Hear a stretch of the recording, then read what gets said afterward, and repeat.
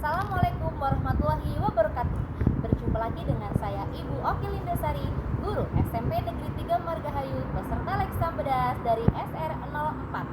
Kali ini saya akan membacakan sebuah esai yang sudah saya buat sendiri yang bersumber dari buku berjudul 9 Prinsip Kesuksesan Sang Juara. Buku ini ditulis oleh Putra Lengkong MBA yang diterbitkan oleh PT Gramedia Pustaka Utama.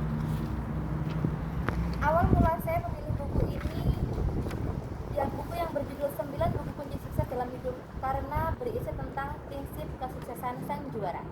Namun, buku ini tidak hanya berisikan prinsip-prinsip kesuksesan sang juara, tapi juga terbukti dan teruji diaplikasikan dalam berbagai bidang profesi dan kehidupan, seperti pelajar dan mahasiswa, karyawan, profesional, artis, musisi, pengusaha, dan pemuka agama. Kesuksesan merupakan tujuan hidup setiap orang.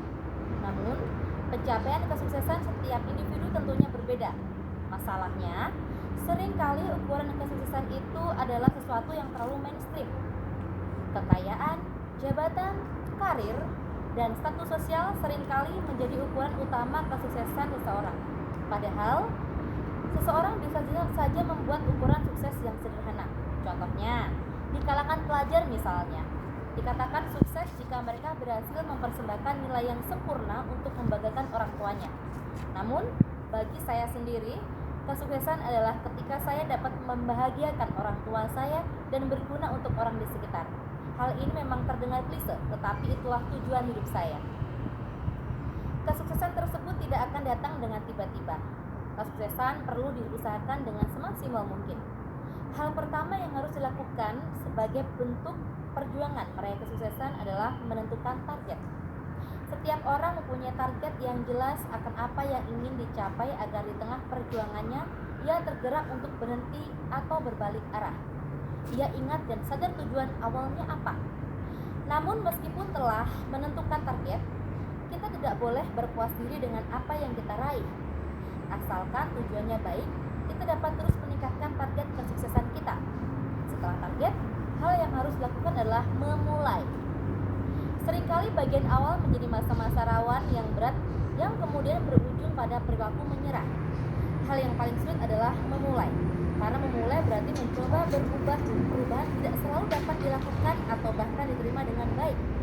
Selanjutnya, berjuang dengan sungguh-sungguh. Ingat kembali target yang telah kita buat awal. Ingat kembali hal-hal yang memotivasi kita untuk menjadi lebih baik, dan yang pasti memohonlah kepada Allah Subhanahu wa Ta'ala agar usaha kita dilancarkan.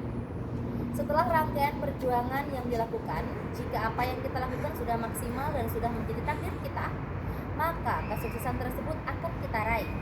Teruslah berjuang, karena bisa jadi kesuksesan itu akan datang sebentar lagi atau mungkin beberapa waktu lagi. Kembali lagi dengan tujuan kesuksesan yang sedang saya usahakan, yaitu membahagiakan orang tua saya dengan cara menjadi seorang P3K. Saya menargetkan diri saya menjadi P3K di tahun 2023. Saya memulainya dengan mendaftarkan diri menjadi P3K 2023. Saya mendaftarkan diri tidak semudah yang saya bayangkan. Ternyata banyak sekali administrasi yang harus dipenuhi, mulai mengisi pendaftaran hingga verbal ijazah. Namun, hal itu tidak mematahkan semangat saya untuk mewujudkan impian orang tua saya. Setelah berhasil mendaftarkan diri, saya menunggu pengumuman lulus administrasi. Jika sudah lulus administrasi, saya akan berusaha semaksimal mungkin untuk belajar untuk menghadapi tes selanjutnya dan berdoa kepada Allah Subhanahu wa Ta'ala agar Allah merestui niat baik saya menuju kesuksesan menjadi P3K dan dapat membahagiakan orang tua saya. Tidak hanya itu, menjadi orang yang bermanfaat di lingkungan sekitar nanti jika saya menjadi P3K adalah saya akan mendedikasikan dengan penuh passion dalam mendidik siswa dengan baik. Nah, sekarang bagaimana dengan Anda? Apakah Anda sudah sedang mengusahakan kesuksesan Anda hari ini? Sekian dari saya, terima kasih. Wassalamualaikum warahmatullahi wabarakatuh.